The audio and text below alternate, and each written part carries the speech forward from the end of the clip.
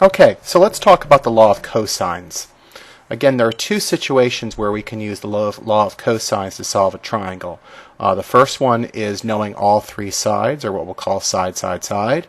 And the other situation for the law of cosines will be two sides and the angle in between them, the included angle, or side, angle, side. I'm going to start this video by looking at the side, side, side situation. Situation where you have three, you know the three sides, and you need to find the three angles.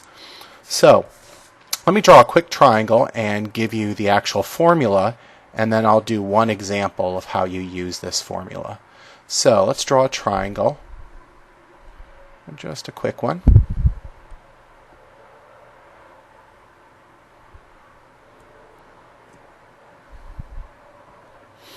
Okay, there is our triangle. I'm going to go ahead and label my sides and angles just so you can see what we're doing. A, B, and C. And then their opposite angles we will label with the capital versions. So opposite side A is angle A, opposite side B is angle big C, and opposite little b is angle big B. So there are my three sides and my three angles.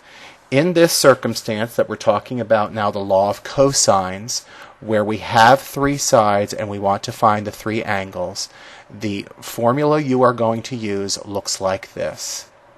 It says the cosine of angle C equals a squared plus b squared,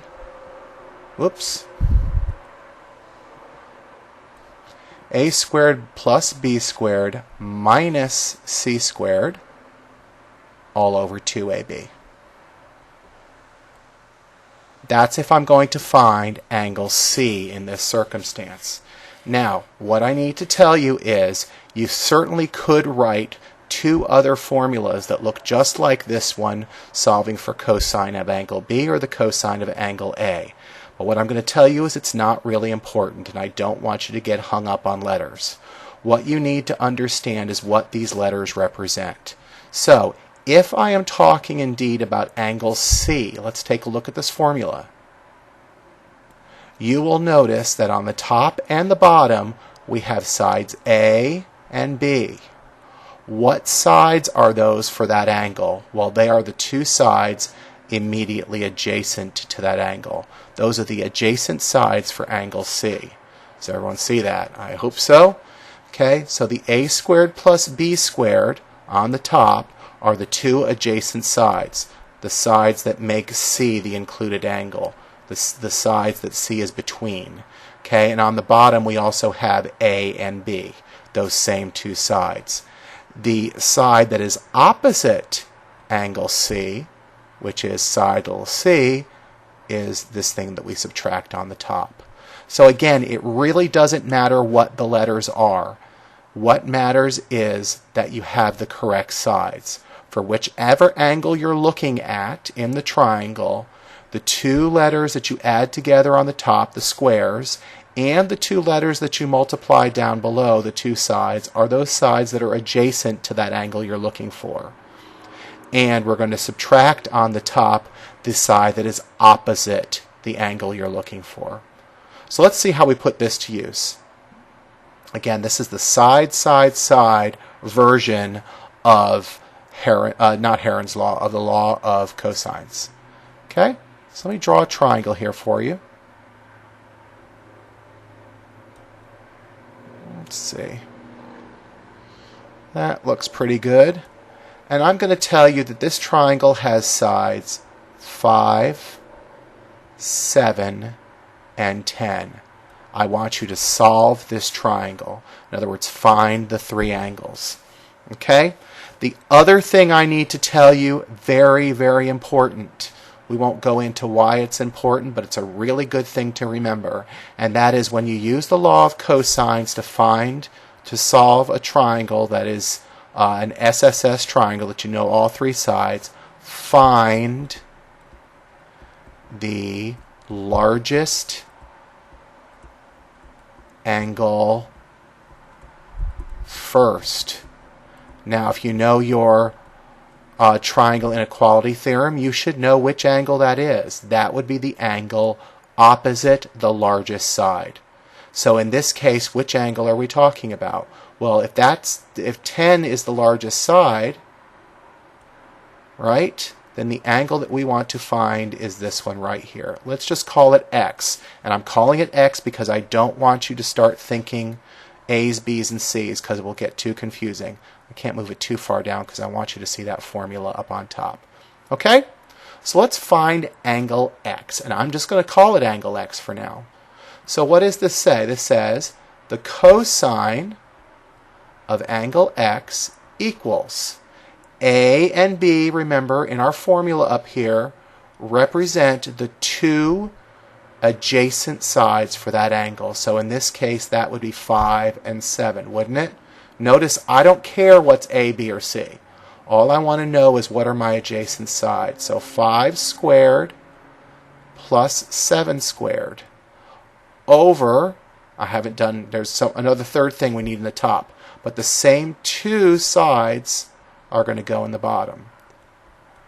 So there's my A and B. Again, my A and B sides, or the sides that appear in that formula, are the sides that are adjacent to the angle that I want to find.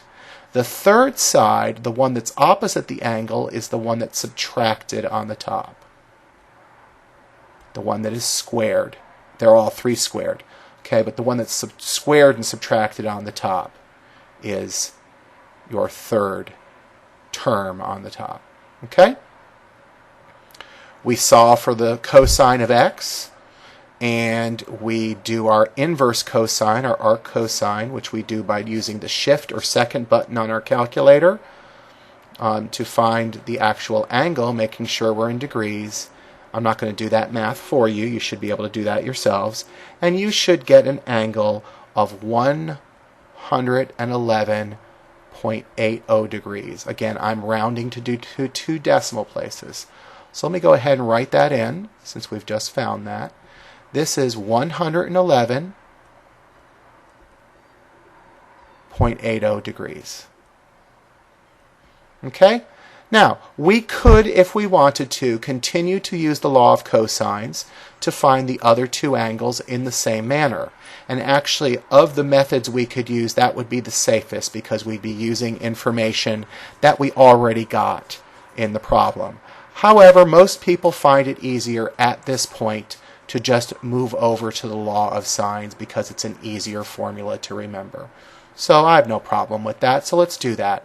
Let's say now I'm going to find this angle over here. I'll call it y. How's that? I call it y. Okay? We're going to use our law of sines. So the sine of 111.80 degrees over its opposite side, which is 10, equals the sine of the angle we want divided by 5. And again, if you need to refresh yourselves on the law of sines, there are other videos about the law of sines. Okay?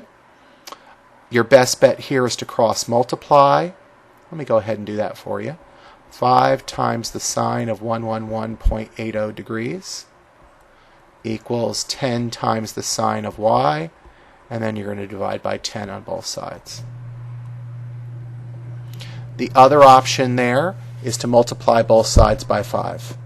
And you'll end up with the same formula either way. That's actually easier.